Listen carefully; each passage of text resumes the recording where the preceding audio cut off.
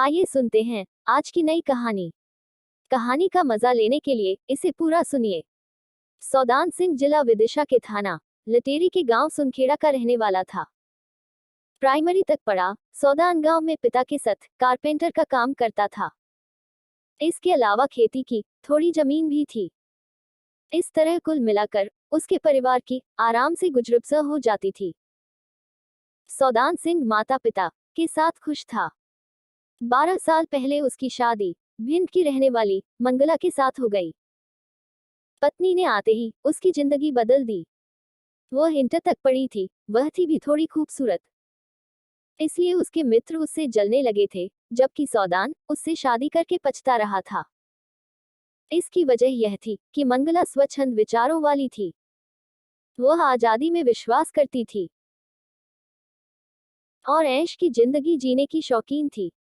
मंगला को अपनी सुंदरता का एहसास तब हुआ जब गांव के लड़के उसके घर के चक्कर लगाने लगे। अपनी खूबसूरती का एहसास होते ही वह उन्हें अपनी खूबसूरती की झलक दिखा कर परेशान करने लगी थी। तभी घर वालों ने उसकी शादी कर दी थी और इस तरह वह ससुराल आ गई। ससुराल में मंगला सास ससुर के रहते बिना सिर ढके से बाहर नहीं निकल सकती थी, जबकि स्वच्छंदता के लिए घर से बाहर जाना जरूरी था। इसके लिए मंगला ने अपने लिए पति के साथ शहर जाने का रास्ता निकाला। सौदान सिंह से ज्यादा पढ़ी लिखी और उससे अधिक सुंदर होने की धौंस देकर मंगला ने कहा, मैं इस गांव में तुम्हारे साथ कब तक रहकर अपनी जिंदगी बेकार करूंगी। शहर चलो, गांव में कुछ नहीं रखा है। यहाँ रहकर हम न अपने लिए और न बच्चों के लिए दो पैसे बचा पाएंगे। शहर में कमाकर कुछ जमा कर लेंगे। लेकिन सौदान सिंह गांव में रहने वाले अपने माँ बाप को छोड़कर शहर नहीं जाना चाहता था। पर मंगला की जिद के आगे उसे झुकना पड़ा। पत्नी के कहने पर 3 साल पहले सौदान सिंह भोपाल आ गया और कौशलनगर में किराए का मकान लेकर रहने लगा। उसने टाइल्स लगाने का काम सीखा और इसे ही रोजी रोटी का साधन बना लिया। सौदान सिंह अपने इस काम से इतना कमा लेता था कि उसकी गृहस्थी अच्छे से चल रही थी। उसका सोचना था कि गांव से शहर आकर मंगला सुधर जाएगी, लेकिन हुआ इसका उल्टा। मंगला भोपाल आकर सुधरने की कौन कहे, शहर आकर उसकी चाहतों ने और भी ऊंची उड़ान भरनी शुरू कर दी। उसे यहाँ कोई कुछ कहने टोकने वाला नहीं था। 2 बच्चों की मां होने के बावजूद उसे जवानी के दिन याद आ गए थे। एक ही इशारे में वह मंचलों को घायल कर देती थी।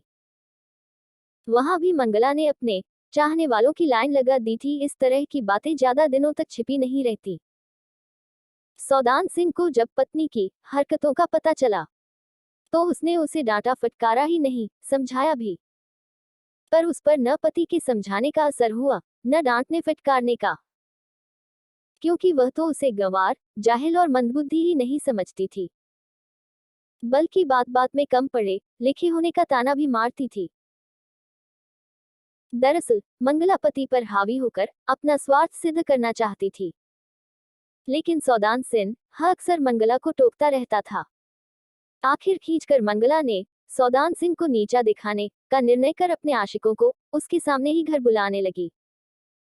यही नहीं, उसके सामने वह प्रेमियों के साथ बेडरूम में चली जाती थी। इतने से भी उसे संतोष नहीं होता था।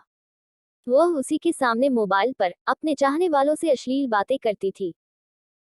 सौदान सिंह मर्द था, पत्नी की इन गिरी हुई हरकतों से उसे गुस्सा तो बहुत आता था, पर बच्चों के बारे में सोचकर उस गुस्से को पी जाता था। पहले मंगला पति की ही उपेक्षा करती थी, लेकिन बाद में वह बच्चों की भी उपेक्षा करने लगी थी। वह सुबह ही काम पर चला जाता था। उसके जाने के बाद मंगला आशिकों के साथ घूमने निकल जाती थी। अगर बाहर नहीं जाती तो मोबाइल पर ही घंटों अपने चाहने वालों से बातें करती रहती थी। ऐसे में मंगला को बच्चों के खाने पीने की भी चिंता नहीं रहती। अगर सौदान सिंह कुछ कहता तो वह उससे मारपीट करने पर उतारू हो जाती थी। कई बार तो उस पर हाथ भी उठा दिया था। मंगला को प्रेमियों से मिलने में किसी तरह की परेशानी न हो, इसके लिए उसने नौकरी कर ली। यह नौकरी उसके एक प्रेमी चंदेश ने लगवाई थी। चंदेश हीरा कटाई की उस कंपनी में पहले से नौकरी करता था। उसी की सिफारिश पर मंगला को यह नौकरी मिली थी। इसी नौकरी की आड़ में मंगला और चंदेश की रासलीला आसानी से चल रही थी। नौकरी लग जाने के बाद मंगला सौदान सिंह को और भी ज्यादा जलील करने लगी थी। वह उससे कहती थी कि हीरे की कद्र जौहरी ही करते हैं। इधर मंगला का एक पुराना प्रेमी अमन भी आने लगा था। वह उसका शादी से पहले का प्रेमी था। शादी से पहले ही उसके मंगला से अवैध संबंध थे। अमन जब भी आता था उसके घर पर ही रुकता था।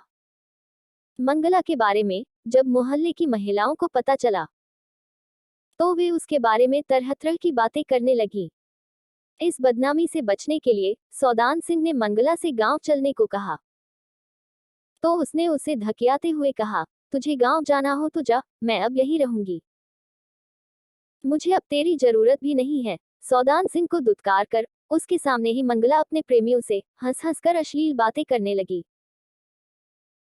पत्नी की इन हरकतों से तंग आकर सौदान सिंह ने प्रण कर लिया कि अब इसे खत्म कर देगा, क्योंकि अगर अब यह उसकी नहीं रही तो वह उसे किसी और के लिए भी नहीं छोड़ेगा। यही सोचकर उसने 5 दिन पहले बच्चों को दादा दादी के पास लटेरी पहुंचा दिया। 20 अप्रैल की रात खाना खाकर पति पत्नी लेट गए। बच्चे घर पर नहीं थे, इसलिए सौदान सिंह ने मंगला से शारीरिक संबंध बनाने की इच्छा जाहिर की। लेकिन तभी मंगला के किसी प्रेमी का फोन आ गया। सौदान ने मंगला के हाथ से मोबाइल छीनकर फोन काटना चाहा तो उसने उसे तमाचा मार दिया। पति पत्नी में झगड़ा होने लगा। सौदान सिंह ने गलती स्वीकार करते हुए एक बार फिर उससे शारीरिक संबंध बनाने की इच्छा जाहिर की। इस पर मंगला ने कहा, अपनी औकात देखी है, गंदी नाली के कीड़े। मेरे साथ संबंध बनाने के बारे में तूने सोच कैसे लिया? मैं तुझे अपना शरीर अब कभी नहीं छूने दूंगी। मंगला की इस बात से सौदान सिंह हैरान रह गया। उसने उसी समय तय कर लिया कि आज ही वह उसे खत्म कर देगा। उसने लेटकर आंखें मूंद ली। उसके बगल में लेटी मंगला अपने प्रेमी से फोन पर अश्लील बातें करती रही। करीब 45 मिनट तक मंगला ने फोन पर गंदी गंदी बातें की, जिन्हें सौदान सिंह सुनता रहा। मंगला फोन काट कर सो गई। करीब 3-3:30 बजे सौदान उठा और पलंग के नीचे छिपा कर रखी लोहे की रॉड निकाल कर पूरी ताकत से उसके सिर पर वार कर दिया। उसी एक वार में वह बेहोश हो गई। उसी बेहोशी की हालत में मंगला के सीने पर बैठकर उसने उसी के दुपट्टे से उसका गला घोंट दिया। पुलिस से बचने के लिए सौदान सिंह ने सीने पर चाकू मारकर घाव किए और थाने पहुंचकर पुलिस को लूट और जबरदस्ती की झूठी कहानी सुना दी। अपने बचाव के लिए उसने दूसरे कमरे में खुद ही बिस्तर बिछाया था। थाना प्रभारी ने सौदान सिंह की निशानदेही पर वह रॉड बरामद कर ली थी जिससे मंगला की हत्या की गई थी। पूछताछ और सारे साक्ष्य जुटाकर थाना मिसरौद पुलिस ने पत्नी के हत्यारे सौदान सिंह को अदालत में पेश किया, जहां से उसे जेल भेज दिया गया। दोस्तों, ऐसी ही ऑसम कहानियां पढ़ने और सुनने के लिए हमारे चैनल ऑसम कहानियां को प्लीज लाइक करना और अपने खूबसूरत दोस्तों के साथ शेयर करना और सब्सक्राइब करना। धन्यवाद।